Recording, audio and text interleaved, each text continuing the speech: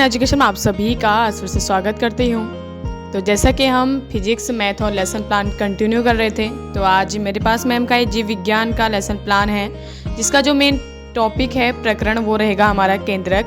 35 minute की इसमें अवधि रहेगी, 6 to 9 आप इसको यूज़ कर सकते हैं। और देखिए, विद्यालय का नाम आप जिस भी विद्यालय में इंटेंसिव के लिए जाते हैं, जो विद्यालय आपको प्रोवाइड किया गया है, तो उस विद्यालय का आप यहाँ पे नाम लिख सकते हैं।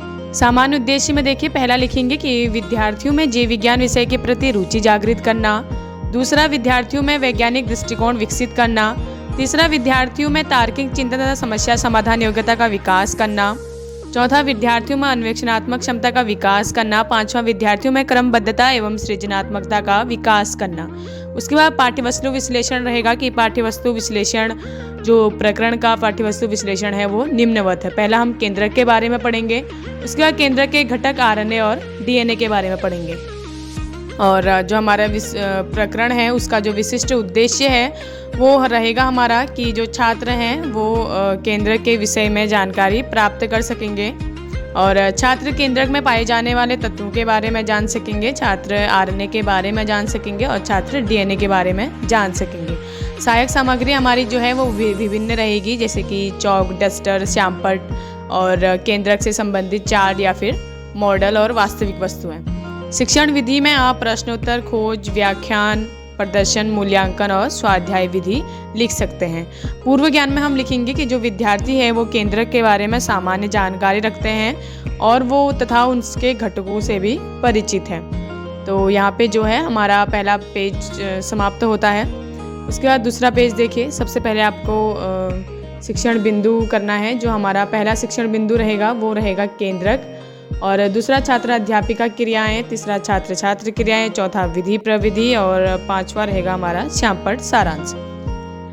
तो यहाँ पे देखिए, सबसे पहले छात्र अध्यापिका क्रियाएं। जो छात्र अध्यापिका होगी विद्यार्थियों का ध्यान चार्ट की ओर आकर्षित करेगी एवं संकेतों के माध्यम सहायता से चित्र पर दर्शाए हुए चित्र की सहायता से कुछ प्रश्न पूछेगी। यहाँ पे आप देख सकते हैं एक सहायक सामग्री के तौर पर एक छोटा सा चार्ट लगाया गया है, जिसमें यूकैरियोटिक दर्शाया गया है, जिसमें लाइसोसोम, माइटोकॉन्ड्रिया और endoplasmic, smooth and rough endoplasmic जो होते हैं वो चीज़ें यहाँ पे दर्शा रखी हैं। तो पहला प्रश्न पूछेगी छात्र अध्यापिका द्वारा कि यह क्या है, तो उत्तर आएगा छात्र क्रियाएं में कि यह यूकैरियोटिक कोशिका का चित्र है।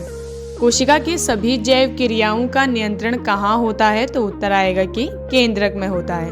केंद्रक के बारे में आप क्या जानते हैं, तो यह विद्यार्थियों के लिए एक समस्यात्मक प्रश्न रहेगा। उसके बाद छात्र अध्यापिका व्याख्यान करेगी कि कोशिका का एक महत्वपूर्ण अंगन है जो कोशिका की समस्त उपापचयी क्रियाओं को नियंत्रित करता है। इसमें आनुवंशिक तत्व डीएनए पाया जाता है। केंद्रक को राइट ब्राउन ने 1831 में देखा था तथा उसके प्रमुख घटकों का अध्ययन किया और बताया कि यह अत्यंत महत्वपूर्ण कोशिका है। उसके बाद देखिए, नीचे से बताया गया है छात्र अध्यापिका द्वारा कि केंद्रक के 5 घटक होते हैं। पहला परमाणु झिल्ली, दूसरा गुणसूत्र, तीसरा न्यूक्लियोप्लाज्म और चौथा न्यूक्लियोलस, पांचवा केंद्रक द्रव्य। इसके अतिरिक्त केंद्रक में आरएनए और डीएनए भी पाए जाते हैं। और उसके बाद यहाँ पे आप छोटा सा श्यामपट्ट लगा सकते हैं। एक मैं आपको नीचे दृश्य से यहाँ पे आप छोटा सा श्यामपट्ट लगा सकते हैं। छात्र अध्यापिका द्वारा श्यामपट्ट में यही लिखा गया है कि केंद्रक के 5 घटक 1, 2, 3, 4, 5 केंद्रक द्रव्य, ये चीज़ें श्यामपट्ट में दर्शाई गई हैं। यहाँ पे हमारा जो शिक्षण बिंदु पहला है वो समाप्त होता है। उसके बाद हम दूसरा शिक्षण बिंदु यानी कि आरएनए के बारे में पढ़ेंगे। और इसमें देखिए, पहला शिक्षण अवस्था, जिसमें दूसरा हमारा जो शिक्षण अवस्था है वो रहेगा आरएनए और केंद्रक का घटक यानी कि राइबोन्यूक्लिक एसिड। और छात्र अध्यापिका क्रियाएं में जो छात्र अध्यापिका है वो विद्यार्थियों का ध्यान चार्ट की ओर आकर्षित करेगी और संकेतों के माध्यम से कुछ प्रश्न पूछेगी। तो छात्र अध्यापिका द्वारा पहला प्रश्न पूछा जाता है कि यह क्या है, तो उत्तर आएगा कि यह यूकैरियोटिक कोशिका का चित्र है। आप प्रश्न पूछ रहे हैं और चार्ट प्रदर्शन कर रहे हैं, तो प्रदर्शन स, और प्रश्न पूछने में प्रश्नोत्तर विधि। उसके बाद दूसरा पूछा जाएगा क्या यूकैरियोटिक कोशिका में केंद्रक पाया जाता है, तो उत्तर आएगा कि हाँ। उसके बाद तीसरा पूछा जाएगा केंद्रक में पाए जाने वाले आरएनए का वर्णन करो। तो यह एक छात्र क्रियाओं में एक संभावित उत्तर रहेगा। उसके बाद छात्र अध्यापिका वर्णन करेगी कि आरएनए का पूरा नाम राइबोन्यूक्लिक एसिड होता है। यह कोशिका के केंद्रक में फंसे होने के बावजूद डीएनए को आनुवंशिक निर्देशों के रूप में कार्य करने में सक्षम बनाता है। आरएनए का दूसरा नाम राइबोन्यूक्लिक एसिड भी बोला जाता है। तो ये सारी चीज़ें आप अपने अनुसार जो भी आरएनए के बारे में आप जानते हैं कि उनमें 3 सबसे आम प्रकार होते हैं आरएनए के, जैसे कि tRNA, mRNA, rRNA, transfer messenger and ribosomal RNA. तो उसके बाद देखिए छोटा व्याख्यान करते जो छात्र हैं वो सभी ध्यानपूर्वक सुनेंगे और शिक्षण विधि प्रविधि में सकते हैं।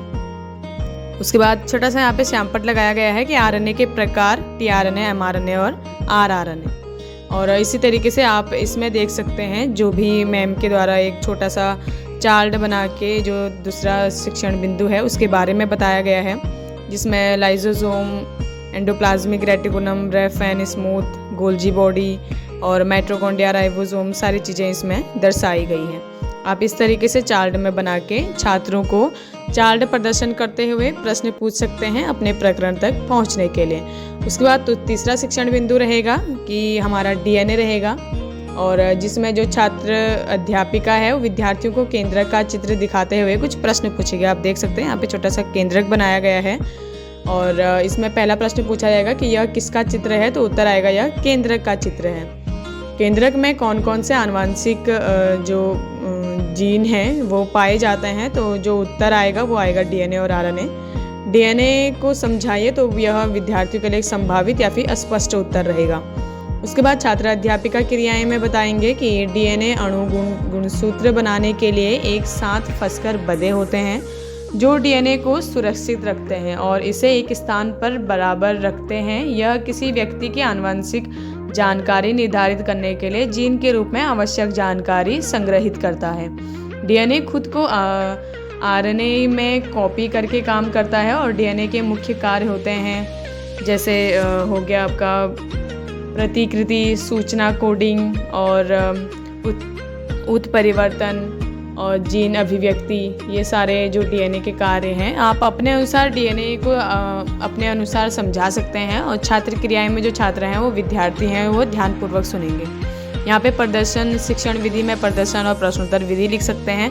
उसके बाद व्याख्यान में व्याख्यान विधि लिख सकते हैं। छोटा सा देखिए छात्र अध्यापिका द्वारा एक श्यामपट्ट लगाया गया है कि डीएनए का मुख्य कार्य, आप डीएनए का सारे जो भी उनके मुख्य कार्य होते हैं वो आप यहाँ पे लिख सकते हैं। उसके बाद हमारा आखिरी पेज स्टार्ट होता है जिसमें देखिए जो शिक्षण अवस्था है वो रहेगा सबसे पहले विस्तार।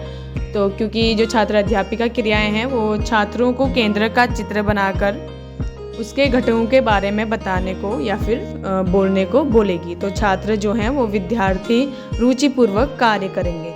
उसके बाद मूल्यांकन किया जाएगा। अपने जो मूल्यांकन के प्रश्न हैं सभी शिक्षण बिंदु से लेने चाहिए। तो पहला प्रश्न पूछा जाएगा कि कोशिका के केंद्र की खोज किसने की थी, तो आंसर बच्चे जो हैं वो उत्तर देंगे रॉबर्ट ब्राउन। केंद्र में 2 घटक के नाम बताओ, तो सब बच्चे देंगे गुणसूत्र और परमाणु झिल्ली। आरएनए का पूरा नाम राइबोन्यूक्लिक एसिड और डीएनए का पूरा नाम। डीएनए का जो मुख्य कार्य है वो बताइए, तो प्रतिकृति और सूचना कोडिंग।